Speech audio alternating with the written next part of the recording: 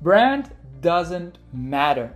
That's at least what I thought for the majority of my career. I've been running e-commerce brands and scaling e-commerce brands through paid social for 5 years right now. And for the majority of that time, I always thought brand doesn't matter, and something like brand guidelines is just, like something nice to have, but not necessarily something that actually adds to anybody's, value, and is mostly reserved for big brands and corporations that kind of need to really work in those, kind of processes and progresses, right? But I changed my mind, and in this video, I'm going to share with you why I think brand guidelines are super important right now for every brand at any size, at any scale. So let's hop straight into it.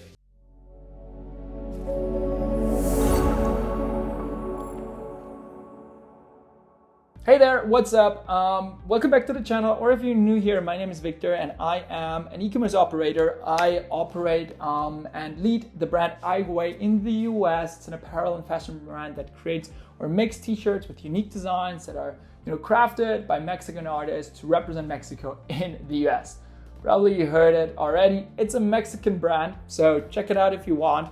But today I wanted to talk about brand guidelines and the importance of brand, because for the majority of my career, before I was, operating this brand, I, grew my own e-commerce brands, and for 2 years I had my own performance marketing agency, working hand in hand with other e-commerce brands to scale their paid social. And obviously, I was also really involved in the creative strategy, all of that, which also technically involves brand. But I was a firm believer that, brand is bullshit, because brand is driven by performance and not the other way around, which I still think is true. It still holds true. If you don't have a brand, your brand essentially, until you're reached like $10-50 million, something along those lines, and you start actually becoming kind of a little bit more of a household name in your niche. Until then, brand essentially is just your performance and the people that buy with you, right? And how they perceive your brand, right?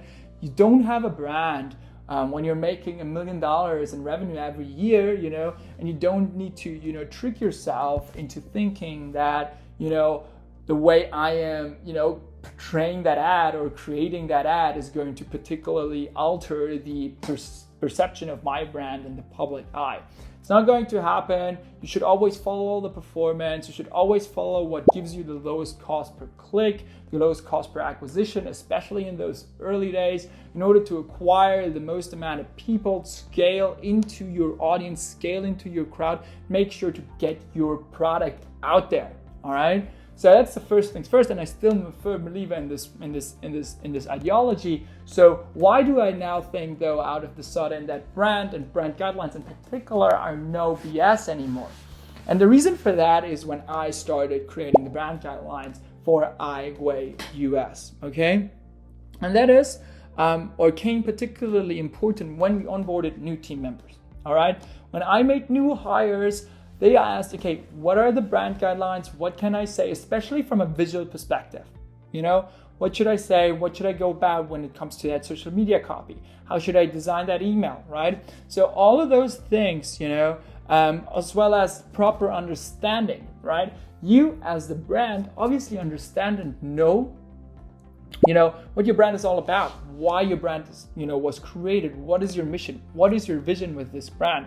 And it's not necessarily important to know those things when it comes to, driving performance for your brand, because when it comes to driving performance for your brand, you should always go for the lowest cost per acquisition, in my opinion.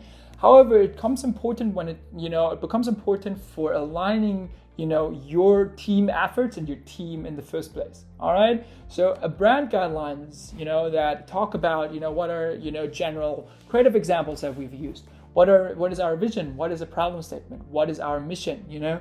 All of those things, as well as what we are all about, really standardizes the information flow that people get when they onboard with you. Okay, so sending out, or giving those brand guidelines immediately to every new hire, new team member, or freelancer that you have gets them more on the same page with you and probably saves you a month or two in them kind of wrapping their head around, around the brand by themselves, as well as, kind of minimizes the room for error or human kind of interpretation, right? Imagine someone working with you for 1 or 2 months, and then obviously, hopefully they, have some interpretation or understanding of the brand by then. But this is also kind of up to them if you have not properly given them, like a standardized brief, you could say, from the brand, right? From your brand, from your vision, from what you want to achieve with your product, right? So it helps a lot with team onboarding, team alignation, as well as understanding where your team effort should go. Secondly, however, for every outsider, it is a huge, huge, huge relief. And for you also, it increases or improves the outcome exponentially.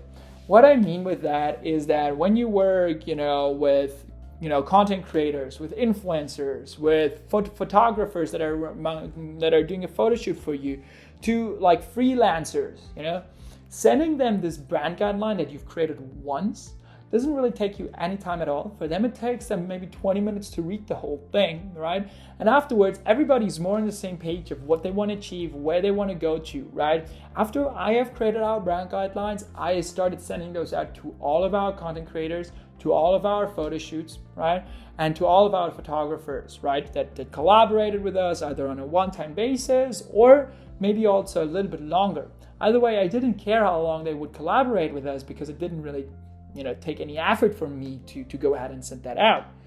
Long story short, the quality of every content creator's content or the quality of every photo shoot improved and increased significantly afterwards because everybody knew kind of a little bit more what this brand was about. Maybe also was a little bit more energetic about the mission from Way and properly understood, okay, this is not just a random t-shirt that has a design on it and, kind of looks a little bit, edgy, but it actually has a deeper meaning to it. I understand, why I should convey or communicate this or that, or why we want to go ahead and highlight X, Y, and Z, right? So this is really where I realized that brand guidelines have a real value also outside of, general PR purposes in terms of like, this is who we are and this is who we want to be, but actually in terms of alignation efforts and really understanding, okay, we need to align our efforts and our vision here and what we want to communicate. This is where brand guidelines really, realize their value. You still should go ahead and follow the performance, follow, what works the best. You shouldn't go ahead and try to only make branded looking ads, or go ahead and really try to always, be on brand. It doesn't matter whether the cost per purchase or like the performance of this branded ad is 3 times worse than this other one, right? You should go ahead and still try to chase the performance. But when it comes to collaboration and team efforts, brand guidelines can really be a huge deal changer. All right. So that is just what I wanted to convey here from you. This was a huge realization also in 2023. But also, kind of when I was creating those brand guidelines, it's also really consolidated my image and my vision of Way. I'm not a core founder of Way. I came afterwards. And therefore, everybody that, maybe, comes into a brand, or if you're a CMO or, coming into a brand that doesn't really have those brand guidelines, nailed down yet, first thing that I would do is go ahead and create those brand guidelines, not only for everybody else to see that you're doing a good job, but also for yourself to properly understand, okay, what is it that we're trying to achieve here? So thanks for watching. I hope this maybe, opened a little bit your eyes to brand guidelines. I would have loved to watch this video 3 years ago. But thanks for your time. Let me know what you think about brand guidelines in the comments. And then I'll talk to you either, next video or in LinkedIn if you have any questions. Either way, have a great day. See you soon.